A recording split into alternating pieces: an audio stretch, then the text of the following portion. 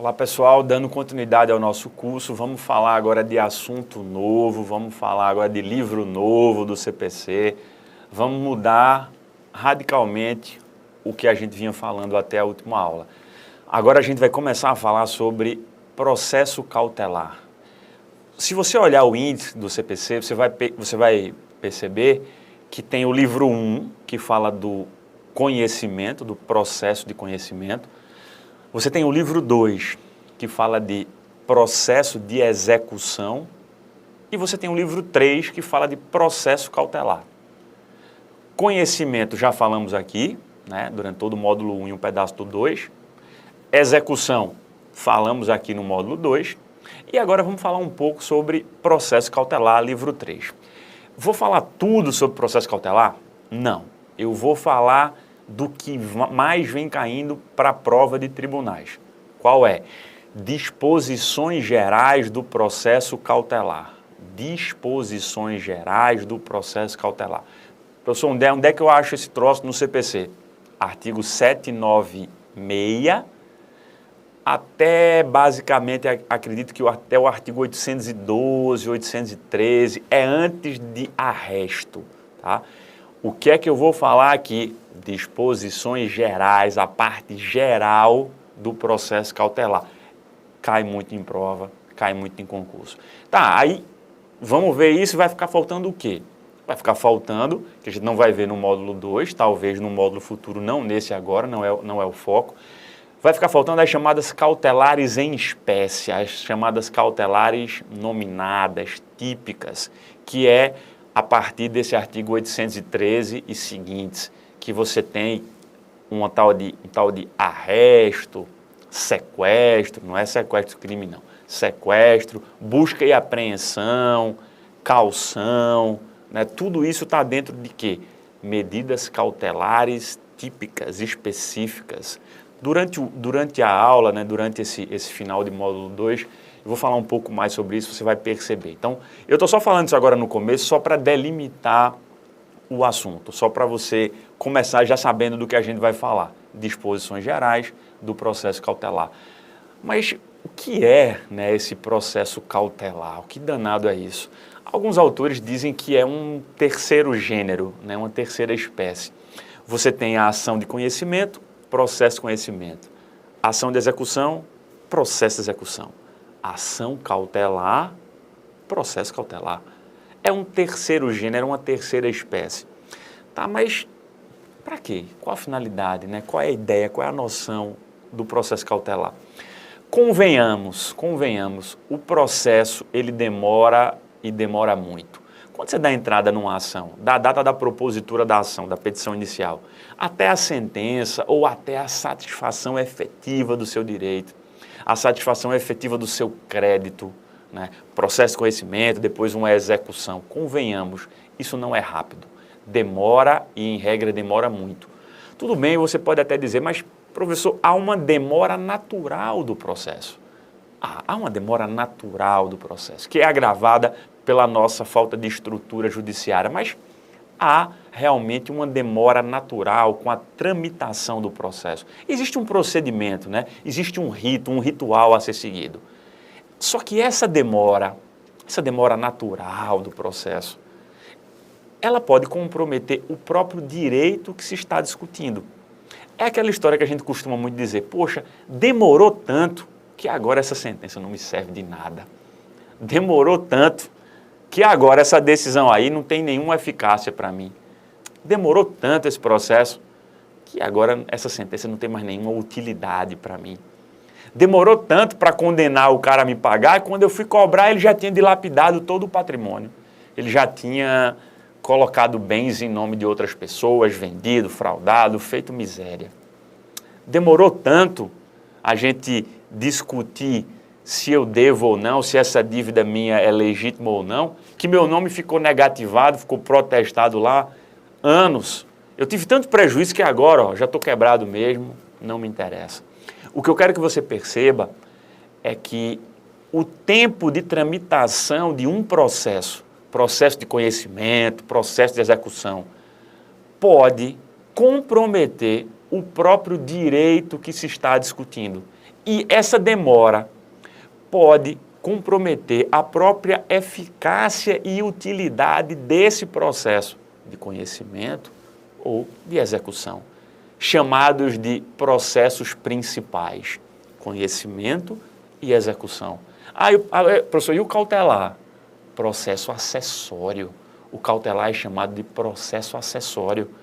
Por quê? É aí que vem a utilidade do cautelar. O processo cautelar, pessoal, ele está a serviço do processo principal. Ele é acessório do processo principal. Ele existe em razão do processo principal. Ele visa resguardar determinadas situações para que o processo principal não reste inútil com o tempo natural de tramitação. O processo cautelar, ele visa assegurar a utilidade e a eficácia do processo principal. Ele visa minimizar, atenuar os efeitos nocivos do tempo de tramitação do processo. Poxa, como assim? Você chega para o juiz e diz, juiz, eu preciso pegar algum bem do meu devedor, vamos guardar, vamos separar um bem. Me dá essa cautela, porque se você não fizer isso, daqui que eu venho a executar essa criatura, ele não vai ter mais patrimônio nenhum. Então, para não comprometer o meu direito, para o meu direito não ficar atingido pelo tempo de tramitação do processo principal, me conceda uma medida cautelar, me conceda uma tutela cautelar e vamos resgatar, vamos pegar, vamos dizer assim, agredir o patrimônio do meu devedor logo agora e vamos separar um bem. Para aí, quando eu for executar no futuro, já tem um bem garantido. Ou então você chega para o juiz e diz, juiz, me conceda uma medida cautelar, acautele o meu direito, resguarde o meu direito, suste esse protesto que fizeram no meu nome, porque eu vou entrar, juiz, com uma ação declaratória de inexistência de dívida. Eu vou provar no judiciário que essa dívida não existe. Ou então eu vou provar, juiz, que essa dívida é nula.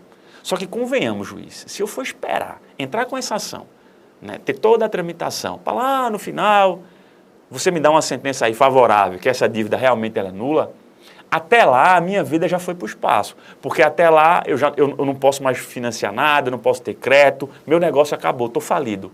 Então, juiz, para que a demora na tramitação não me prejudique, vamos fazer o seguinte, me conceda uma medida cautelar, tire o meu nome do protesto e vamos discutir a dívida aí no judiciário, porque aí a gente fica discutindo e eu não vou prejudicar, eu não vou ter o meu direito prejudicado.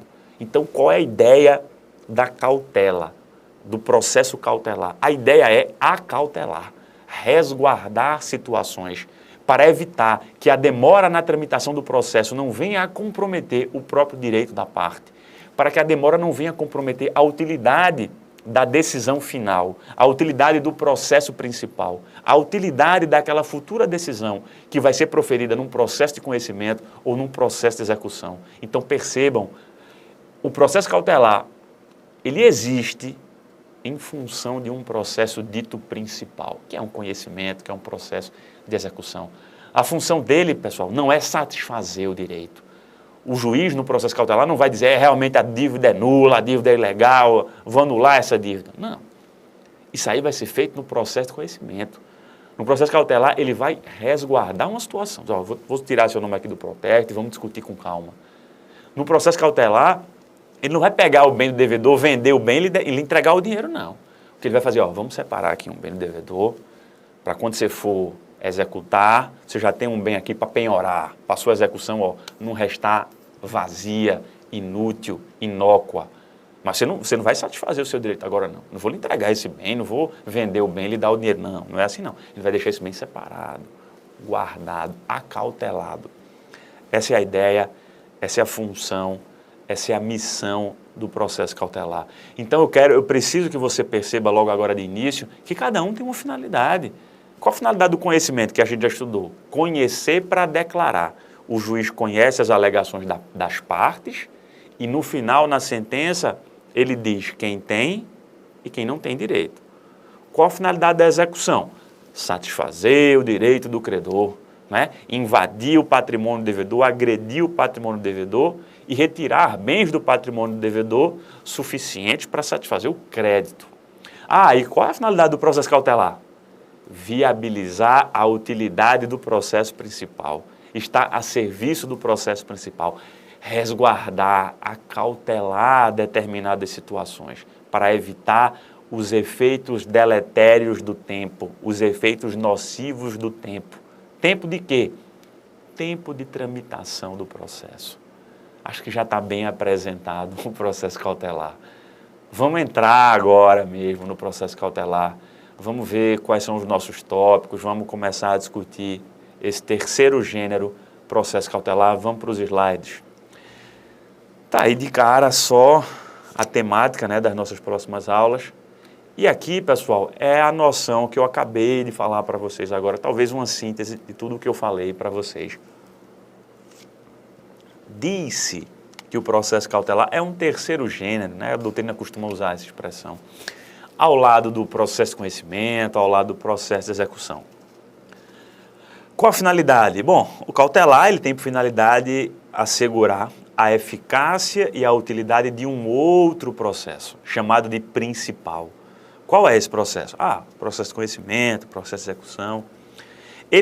O processo cautelar visa eliminar ou pelo menos minimizar os danos decorrentes da demora natural na tramitação do processo principal. Processo principal, entenda-se, processo de conhecimento, processo de execução. É uma forma de minimizar os efeitos nocivos do tempo de tramitação de um processo dito principal. O que é que a gente vai começar a falar agora? É um assunto extremamente importante, que são as características desse processo cautelar. Quais são as características, quais são os traços característicos desse processo cautelar? O que é que o distingue dos demais? Eu vou começar a falar isso agora, mas eu vou falar sobre isso, pessoal, durante todas as aulas do processo cautelar. Várias e várias questões de prova, as respostas estão nessas características. Questões de prova que coloquei no nosso módulo de questões, que começarei a gravar ainda nesse mês. Só para você ter uma ideia, estamos em agosto, estou gravando agora em agosto, numa sexta-feira à noite. É uma aula, como eu já disse, uma aula happy hour. Vamos lá, pessoal, vamos falar das características do processo cautelar. A primeira delas, vocês estão vendo aí, é a instrumentalidade. Que danado é isso? Instrumentalidade. A doutrina, quando vai falar dessa característica instrumental do processo cautelar, é bem interessante, porque a doutrina diz assim, o que nós temos aqui é uma instrumentalidade ao quadrado.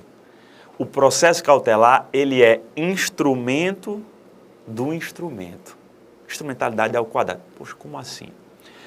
Vamos voltar aqui às primeiras aulas do módulo 1. Eu disse a vocês o seguinte, o processo é instrumento. Eu falei sobre a instrumentalidade do processo.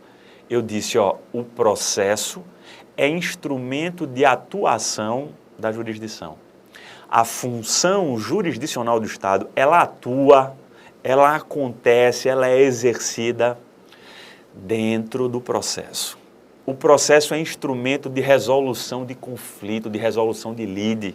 Como assim? A lide é resolvida dentro do processo. O juiz diz o direito, jurisdição, dizer o direito, dentro do processo. Ele resolve a lide dentro do processo. O processo é instrumento de atuação da jurisdição. O processo é instrumento de composição de conflitos. Que processo? Processo de conhecimento, processo de execução. Aí vem o cautelar e a doutrina diz, o processo cautelar, ele é o instrumento do instrumento, porque ele é o instrumento do processo principal, que já é instrumento. O processo cautelar é instrumental. Como assim instrumental? Ele está a serviço do processo principal. Ele visa resguardar a utilidade e a eficácia do processo principal. Ele está a serviço do processo principal. Ele é instrumento para resguardar a utilidade do processo principal. Por isso que se diz que ele é o instrumento do instrumento que é o processo principal. Por isso que diz que é uma instrumentalidade ao quadrado. Instrumentalidade é isso. Ah, mas tem uma segunda característica muito importante que é a autonomia. O processo cautelar, ele é autônomo. Você pode estar pensando, mas peraí, ele é acessório de um principal, ele está a serviço de um principal e ele é autônomo? Claro que sim. A sua acessoriedade, pessoal, não retira a sua autonomia, são duas coisas totalmente diferentes. A sua instrumentalidade, o seu caráter instrumental, não lhe retira a sua autonomia. Percebam, quando eu digo, o processo cautelar, ele é autônomo, o que eu quero dizer, né, o que exterioriza essa autonomia é muito simples. Sabe por que ele é autônomo? Porque ele tem finalidade própria, ele tem procedimento próprio, ele tem princípios próprios, ele tem características próprias, ele tem um livro no CPC só para ele. Livro 1, conhecimento, livro 2, execução, livro 3, cautelar. O que vai se discutir no processo cautelar, meus amigos, não influencia em regra o que vai se discutir no processo principal. Eles são autônomos. Mas ele é acessório. Sim, ele está a serviço do outro, mas não quer dizer que ele não tem autonomia. Ele tem norma própria, regramento próprio, um livro próprio, princípios próprios, finalidade própria. Você pode ganhar o processo cautelar e perder o processo principal. Ou você pode perder o cautelar e ganhar o processo principal. O que vai se discutir no cautelar, em regra, não tem o condão de influenciar o que vai se discutir no processo principal. Até porque o processo cautelar, ele não visa satisfazer o direito. O direito vai ser satisfeito ou não no processo principal. O cautelar, ele tem a sua finalidade própria, acautelar. Resguardar determinadas situações de quê? Dos efeitos nocivos do tempo. Segunda característica do processo cautelar, a sua autonomia. Terceira característica, eu dei uma filada agora no slide, é a urgência. Até para não ficar indo e voltando. É a urgência. O que caracteriza o processo cautelar é a pressa. Eu tenho pressa, eu tenho urgência. Eu não posso, juiz, eu não posso esperar o fim do processo principal. Eu preciso de uma medida agora, de uma medida cautelar, de uma medida acautelatória, de uma medida efetiva. Eu tenho pressa. Muito você me ouviu falar no módulo 1 sobre mérito. E eu disse, mérito é o pedido do autor. Mérito é aquilo que se discute no processo de conhecimento. O processo cautelar, ele tem um mérito também. O que é que se discute no processo cautelar? O que se discute no processo cautelar é a existência ou a inexistência dos pressupostos ensejadores para a concessão da medida cautelar. Eita, danou-se. Como assim? O que é que você tem que mostrar para o juiz que você atende, que você preenche, para ele lhe dar a medida cautelar que você quer? Para ele mandar separar um bem no devedor, para ele apreender um bem, para ele separar um bem, para ele sustar teu protesto, para ele te conceder uma caução. O que é que você tem que mostrar para ele? O que é que você tem que mostrar para ele que você atende, que estão presentes, para ele te conceder a cautelar, a medida cautelar, para você ganhar o processo cautelar? O que se discute no processo cautelar, pessoal, é a existência ou não dos dois requisitos que autorizam a concessão da medida. É a fumaça do bom direito e o perigo na demora. É o chamado fumus boni iuris e o periculum immora. Expressões em latim que traduzidas são a fumaça do bom direito e o perigo na demora, o perigo da demora, a urgência. É isso que se discute no processo cautelar. Está presente a fumaça do bom direito, o direito do autor, do requerente, né? No processo cautelar chama-se requerente e requerido. O direito do requerente é um bom direito? Ele tem urgência? Sim ou não? Tem. Ele tem um bom direito e ele tem urgência. Estão presentes os dois pressupostos, eu vou lhe dar a medida cautelar. Eu vou dar o que você está pedindo, eu vou acautelar uma determinada situação. Você não tem nem fumaça do bom direito, ou você não tem o perigo, a urgência? eu não vou lhe dar a cautelar. Você vai perder. Então, pessoal, tudo o que se desenvolve no processo cautelar, toda a produção de prova, tudo o que se discute no processo cautelar, é apenas e tão somente para se chegar à conclusão se estão presentes ou não a fumaça do bom direito e o perigo da demora. Se estiver faltando um desses dois requisitos, o autor vai dançar, o juiz não vai conceder a pretensão cautelar ou a medida cautelar pleiteada. Aí você pode estar se perguntando, mas o que danado é essa fumaça do bom direito? Eu digo, fumaça do bom direito é a aparência do bom direito. Você, requerente da medida cautelar, você tem que mostrar para o juiz que o seu direito é bom. Tá, e daí? Na prática isso é o quê? Você tem que mostrar para o juiz que há uma probabilidade que você vença o processo principal. Você tem que mostrar para o juiz que as suas argumentações são razoáveis e que é provável que você venha a sair vencedor do processo principal. Você não precisa convencer o juiz de tudo. O juiz não trabalha aqui com o chamado juízo de certeza. O juízo que o juiz vai fazer aqui é um juízo de mera probabilidade. Você tem que convencer o juiz de que é provável que você tenha o direito que você diz ter. É provável que você ganhe a ação, porque o seu direito é bom. Você tem que convencer o juiz dessa plausibilidade da existência do seu direito. O juízo aqui não é um juízo de certeza. Juízo de certeza definitivo, isso é no processo principal. Agora, o meu juízo é de probabilidade. Então, você mostrou para o juiz, juiz, o meu direito é bom, hein? É provável que eu ganhe essa ação. Só que você tem que mostrar para ele que você tem pressa, você tem urgência, você está na iminência de sofrer um dano grave, o seu direito vai perecer. Juiz, eu preciso para ontem de uma medida cautelar. Você vai chegar para o juiz e vai dizer, juiz, o cara me negativou indevidamente, essa dívida é um absurdo. E eu vou provar que é absurdo, que ela é absurda. Mas eu preciso de uma medida que acautele o meu direito, porque eu estou na iminência de ter negado um financiamento do meu imóvel. Como é que eu vou financiar a minha casa com meu nome sujo? Como é que eu vou pegar um financiamento para investir na minha empresa? Minha empresa vai quebrar. Juiz, eu estou na iminência de sofrer um dano. Eu não tenho como esperar o processo principal onde eu vou discutir a ilegalidade da dívida. Eu preciso para ontem. E o meu direito é bom, estou te mostrando aqui. Se você conseguir convencer o juiz de que estão presentes os dois pressupostos, fumus boniures e periculo in mora, fumaça do bom direito e perigo na demora, o juiz ele tem que lhe dar o provimento cautelar que você está pedindo. Qual o mérito do processo cautelar? A existência ou não do fumus boniures e do periculo in mora, da fumaça do bom direito e do perigo da demora.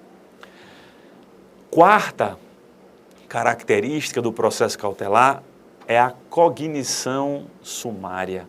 Vamos para o slide para você dar uma olhada. Cognição sumária. Já falamos da instrumentalidade, da autonomia e da urgência. Cognição sumária. Coloque aí do lado, pessoal, superficial. Sumária ou superficial. Dá no mesmo. Como assim? Que danado é isso? Cognição sumária. Como eu falei para vocês agora, o juízo que o juiz vai fazer agora, a sua avaliação, é um juízo de mera probabilidade. Por quê? Porque a sua cognição, o seu conhecimento sobre o que se está discutindo no processo, é um conhecimento sumário, superficial. Traduzindo, trocando em miúdos, o que eu quero dizer é, não dá tempo no processo cautelar para que o juiz se aprofunde sobre todas as questões que são levantadas. Não dá tempo. Por quê? Porque esse aprofundamento é incompatível com a urgência. Eu tenho pressa, eu preciso da medida para ontem. Então, eu tenho que trabalhar aqui com a cognição superficial, com a cognição sumária. Juiz, não dá tempo de você se aprofundar em todas as questões, porque eu preciso para ontem, eu tenho pressa. A cognição aqui, pessoal, não é uma cognição exauriente, não é um juízo de certeza. O juiz aqui no cautelar, ele não vai se aprofundar em todas as alegações do autor, vai produzir todas as provas, não. Ele não precisa ter um juízo de certeza, uma convicção de certeza. Por que não? Porque essa convicção de certeza, esse juízo exauriente, essa cognição exauriente, essa cognição, esse conhecimento aprofundado, ele vai ter no processo principal. Aqui não. Aqui a cognição é superficial, é sumária. Aqui eu não tenho que ter a certeza, aqui basta a mera probabilidade. Eu tenho que me convencer, ou o autor tem que me convencer, eu, juiz, que o direito dele é provável. Eu não preciso ter certeza. Basta que eu me convença da probabilidade da existência do direito do autor. Então, o processo cautelar, ele é caracterizado por uma urgência que faz com que a cognição, o conhecimento, a apreciação seja superficial, sumária. Cognição exauriente e juízo de certeza, processo principal. Processo cautelar é urgência, é probabilidade e é cognição superficial. Uma outra característica, ou a próxima característica do processo cautelar é a provisoriedade. Como assim? A medida cautelar, essa sustação do protesto, essa separação do bem, isso é provisório. Por quê? Como eu falei há pouco, a ideia ou a finalidade, a missão do processo cautelar não é satisfazer o direito do credor. Não é satisfazer o direito do autor. Você conseguiu uma sustação do protesto, agora a sua vida está resolvida, você vai aí descansar, relaxar, que isso vai se perpetuar no tempo, isso é definitivo. Não. O juiz disse, eu vou suscitar o seu protesto, mas você tem que entrar com a ação e vai discutir a dívida. Porque essa medida cautelar não tem o condão de aniquilar a sua dívida. Você deve, eu só sustei o protesto, porque você disse que ia discutir a dívida na justiça. Então eu estou acautelando uma situação. A medida cautelar que o juiz vai conceder para você, ou não, ela tem prazo certo para viger. Ela não vai se perpetuar no tempo. Ela vai durar, no máximo, até o julgamento do processo principal. Porque com o julgamento do processo principal, ela vai cair, porque não faz mais sentido ela existir. Você já tem uma sentença no processo principal, qual é a razão de ser do cautelar? Nenhuma. Então, a sentença no processo cautelar, sentença, pessoal, não é uma ação. Estou entrando com uma ação cautelar, uma petição inicial, vai ter citação, vai ter sentença. Sentença cautelar. Só que aquela medida cautelar que você está pedindo, a sustação do protesto, por exemplo, isso pode lhe ser dado pelo juiz de cara, através de uma liminar, liminarmente, logo no início, em limine litis, no limiar do processo, logo de cara no processo, ou então pode lhe ser dado na sentença do processo cautelar. Mas essa tutela cautelar que lhe foi dada ou através de uma liminar, de uma decisão interlocutória, ou que lhe foi dada através da sentença no final do processo cautelar, isso tem data certa para vigorar. Porque qual é a lógica? Como é que uma decisão dessa vai se perpetuar no tempo? Se é uma cognição sumária e se é um juízo de mera probabilidade. Faz sentido que isso se torne definitivo? Claro que não. Daqui a pouco a gente vai ver que a sentença no processo cautelar, ela não faz coisa julgada material. Claro que não. Porque o juízo do juiz, a convicção do juiz, foi uma convicção da mera probabilidade. Não foi uma convicção de certeza, não foi um juízo de certeza.